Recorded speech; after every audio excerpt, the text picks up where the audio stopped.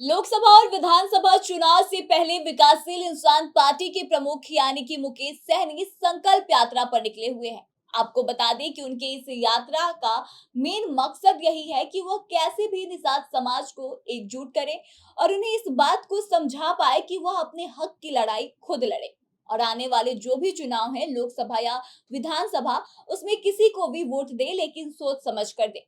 इसी के क्रम में आज विकासशील इंसान पार्टी के प्रमुख और पूर्व मंत्री मुकेश सहनी अपनी संकल्प यात्रा के क्रम में यूपी के आजमगढ़ पहुंचे हैं, जहां उन्होंने कहा है कि भाजपा अगर पहाड़ है तो हम भी निषाद हैं। आगे उन्होंने इस बात का भी जिक्र किया है कि बिना तोड़े उन्हें छोड़ेंगे नहीं, आदमी की भाजपा को नहीं छोड़ेंगे।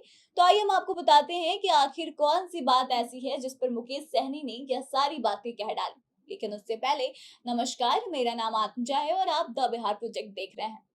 दरअसल आपको बता दें कि वीआईपी प्रमुख और पूर्व मंत्री मुकेश सहनी अपनी संकल्प यात्रा के दौरान आज यूपी के आजमगढ़ पहुंचे, जहां पहुंचने पर निषाद आरक्षण संकल्प यात्रा के तहत उनका भव्य तरीके से स्वागत किया गया। पार्टी के पदाधिकारी एवं कार्यकर्ता बाइक और गाड़ियों के साथ साथ यात्रा में शामिल हुए। इस यात्रा के दौरान संकल्प रथ पर सवार होकर मुकेश सहनी आजमगढ़ में जिस पड़ाव पर पहुंचे, वहां बड़ी संख्या में लोग उन्हें सुनने के लिए मौजूद थे। बता दें कि संकल्प यात्रा की शुरुआत शांति चौक अंतरौलिया से की गई थी, जहां की बड़ी संख्या में युवा, महिलाओं और जो भी लोग थे वो पहुंचे हुए थे। जनसभा को संबोधित करने के दौरान सहनी ने कर्मठ और पहाड़ को काट कर रास्ता बनाने के रूप में चर्चित पर्वत पुरुष यानी कि माउंटेन मैन दशरथ माझी को याद करते हुए कहा कि भाजपा अगर पहाड़ है तो हम भी निषाद हैं, बिना तोड़े छोड़ेंगे नहीं। हम अपने अधिकार लेने के लिए संघर्ष कर रहे हैं और आगे भी हम अपना अधिकार लेके रहेंगे। मुकेश सहनी ने वहां मौजूद लोगों में उत्साह भरते हुए कहा कि वह दिन चला गया जब राजा के घर में राजा ही पैदा होता था। अब जिसके पास वोट है वही पीएम और सीएम बनने का अधिकार है।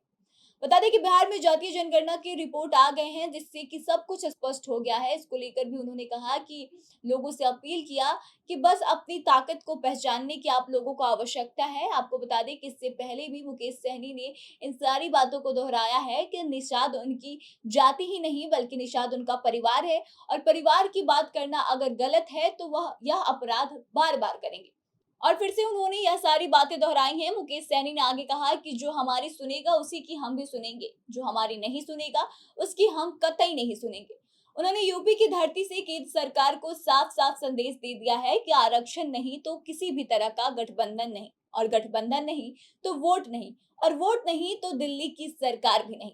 तो इस तरह से आपको बता दें कि अपने संकल्प यात्रा के दौरान मुकेश सहनी लगातार लोगों को जागरूक करने की कोशिश में जुटे हुए हैं और इसी के क्रम में आज उन्होंने यूपी के आजमगढ़ में जाकर केंद्र सरकार के खिलाफ हमला बोला है। साथ ही साथ उन्होंने केंद्र सरकार को चेतावनी भी दे दी है कि अगर वह निषादों के आरक्षण की बात नहीं करते हैं, आरक्षण के लिए वह नहीं मानते हैं, तो उनके लिए दिल्ली का रास्ता बहुत ही मुश्किल हो जाएगा। तो ऐसे में देखने वाली बात यह है कि निषाद समाज की ओर किसे या निषाद समाज के जो लोग हैं वो मुकेश सहनी की बातों को कितना मानते हैं और किसे अपना महत्वपूर्ण जो उनका वोट है वो किसे देते हैं। तो आपको क्या लगता है? आप अपने विचारों को बताएं और आगे की तमाम खबरों के लिए बने रहे हमारे साथ, देखते रहें द बिहार प्रोजेक्ट।